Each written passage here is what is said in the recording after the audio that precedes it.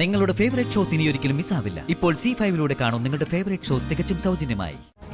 പിന്നെ സിത്തൻ കാര്യങ്ങൾ ഇങ്ങനെയൊക്കെ ആണെങ്കിലേ ഇവിടെ പലതും മാറ്റി ചിന്തിക്കേണ്ടി വരും.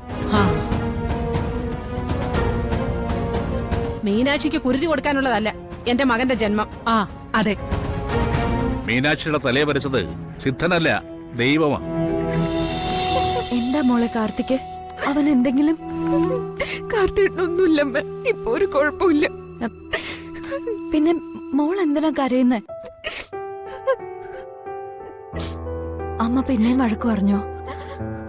മുത്തശ്ശിക്കെന്നെ വെറുപ്പാമ്മ. വെറുക്കാണെങ്കി വെറുത്തോട്ടെ മോളെ. ആര് വെറുത്താലും എന്റെ മോൾക്ക് ഈ അമ്മയില്ലേ?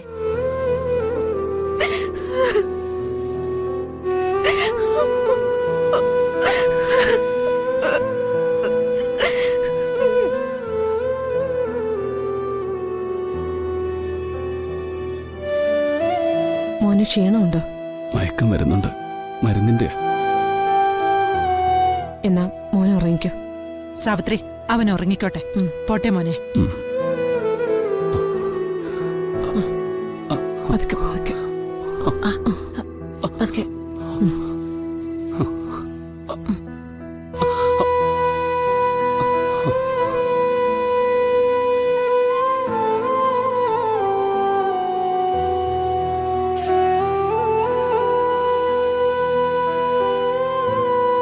ഉറങ്ങിക്കോ.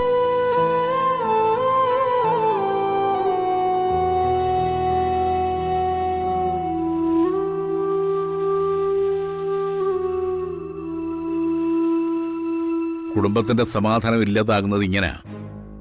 എന്തെങ്കിലും കാര്യമുണ്ടെങ്കിൽ അത് പറഞ്ഞു തീർക്കണം, അല്ലാതെ ചീത്ത വിളിച്ച് മാറ്റി നിർത്തുകയല്ല വേണ്ടത്. ഒറ്റപ്പെടുത്തുന്നവർക്ക് അത് വലിയ സുഖമാണ്, പക്ഷേ ഒറ്റപ്പെടുന്നവരുടെ വേദന അതനുഭവിച്ചവർക്കേ അറിയൂ. ആ മീനാക്ഷിയുടെ വക്കാലത്തുമായിട്ട് വന്നതാണോ കൈമളേട്ടൻ? ആ മീനാക്ഷിയല്ല, നിന്റെ കൊച്ചുമകൾ മീനാക്ഷി. അവൾ ആരാണെന്ന് കൈമളേട്ടൻ അറിയില്ല.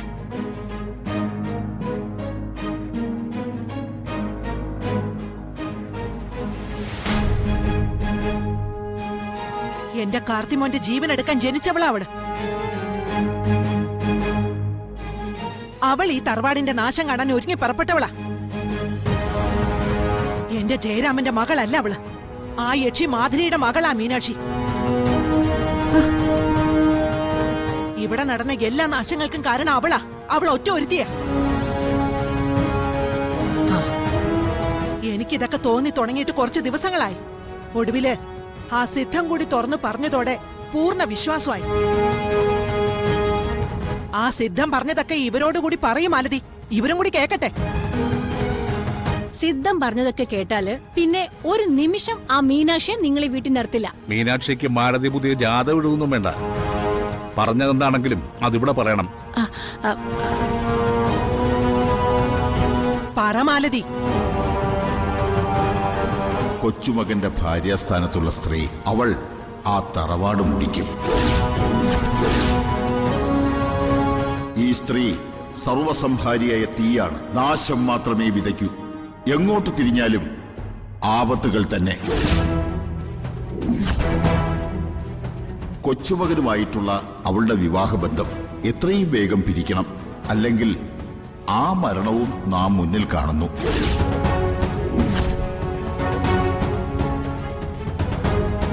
പിന്നെ സിത്തൻ കാര്യങ്ങൾ ഇങ്ങനെയൊക്കെ ആണെങ്കിലേ ഇവിടെ പലതും മാറ്റി ചിന്തിക്കേണ്ടി വരും.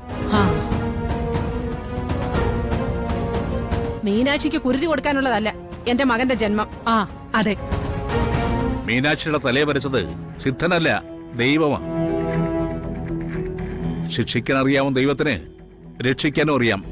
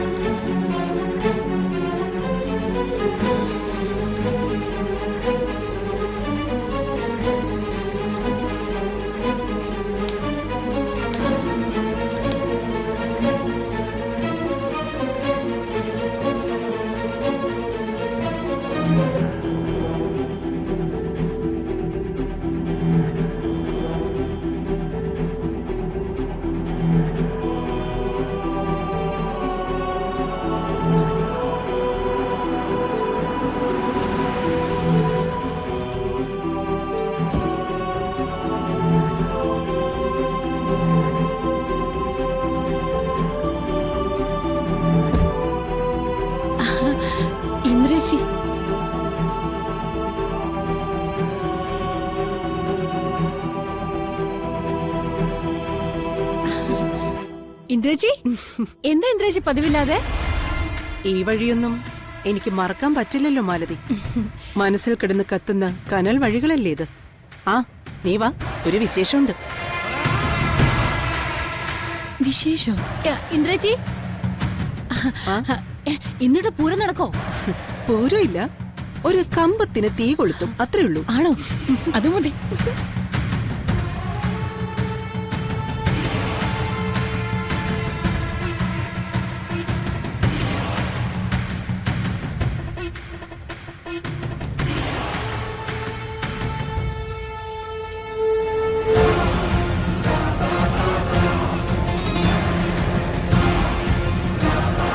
ഓ, എഴുന്നള്ളിയല്ലോ. എഴുന്നള്ളാനേ ഞാൻ കുന്നത്തുകാവിലെ ഭഗവതിയൊന്നുമല്ല. ഹ്, നിന്നെ ഭഗവതിയായിട്ട് കാണണമെങ്കില് എന്റെ കണ്ണിന് വല്ല തിമിരമായിരിക്കണം. ഹ്, യക്ഷികളെ ഒന്നും ഞാൻ കണ്ടിട്ടില്ല, പക്ഷേ നിന്നെ കാണുമ്പോ എനിക്ക് മാടന്റെയോ മർദ്ദയുടെയോ ഒക്കെ ഓർമ്മ വരും. ഇവരോടൊക്കെ തർക്കിക്കാൻ നിൽക്കാതെ വന്ന വിവരം ചോദിച്ചു വേഗം പറഞ്ഞുവിടാൻ നോക്ക്. ഇവിടൊക്കെ നിന്ന പരിസരം വരെ വിഷം പരക്കും.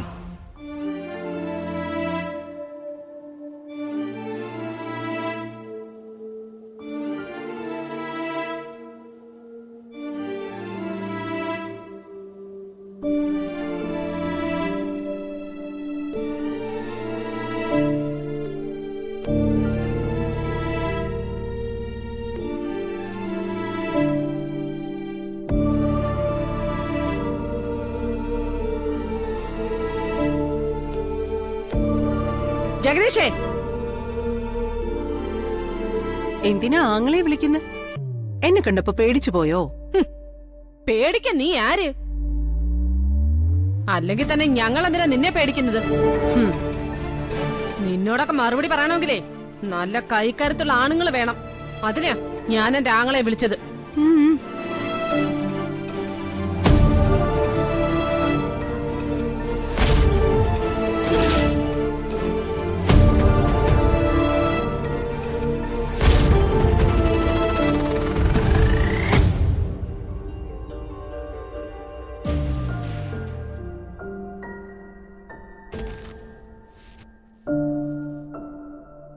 നീ എന്ന് മുതലാടി കണ്ട അലവലാദികളുടെ അകമ്പടിക്കാരിയായത്? മാറിക്കടി.